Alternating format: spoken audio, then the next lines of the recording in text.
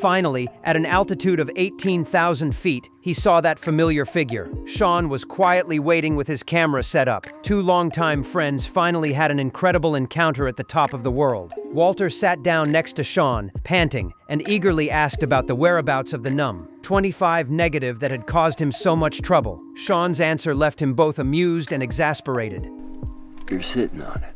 It turned out that the negative was a gift from Sean to Walter, and he had hidden it in a compartment of the wallet. Walter was stunned. He had already thrown that wallet into the trash. For a good-natured joke, he lost his job, traveled to most parts of the world, only to find that he had returned to where he started. Just as Walter was feeling frustrated, Sean suddenly gestured for him to be quiet. The legendary snow leopard finally appeared on camera. It surveys its territory with noble, mysterious, and elegant grace, its beauty breathtaking. Walter held his breath, waiting for Sean to snap the picture. But Sean just watched quietly, his finger never touching the shutter. Walter grew anxious and asked in a low voice, "When are you gonna take it?"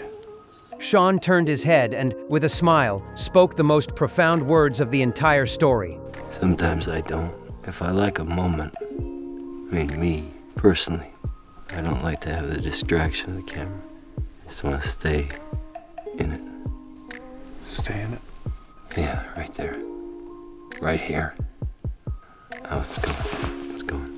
Walter was deeply shocked at that moment. He finally understood that what Sean was pursuing was never a formal record, but a true inner experience. Existence itself is far more important than proving existence. Although he returned without the negative, Walter brought back something far more precious. Back home, Walter grew a beard. His eyes no longer held a look of evasion or insecurity, replaced instead by determination and composure. He was detained at the airport for illegal entry, but his mother eventually bailed him out. She handed him the wallet. It turned out that the mother had been reluctant to throw it away and had secretly retrieved it from the trash can. That is how -25 was recovered.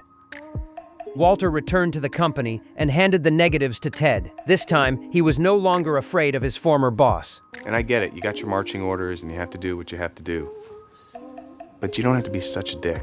He calmly told Ted to respect those who had dedicated their lives to the magazine. With that, he turned and walked away with quiet confidence. On the day he was leaving the company, Walter ran into Cheryl again. He approached her and struck up a conversation like an old friend, no longer needing daydreams to bolster his courage. The misunderstanding was cleared up. The man was indeed her ex-husband, but he was just there to fix the refrigerator. As they walked side by side down the street, they passed a newsstand and saw the final issue of Life magazine. The negative number 25 on the cover, which Sean hailed as the essence of life, has finally been revealed.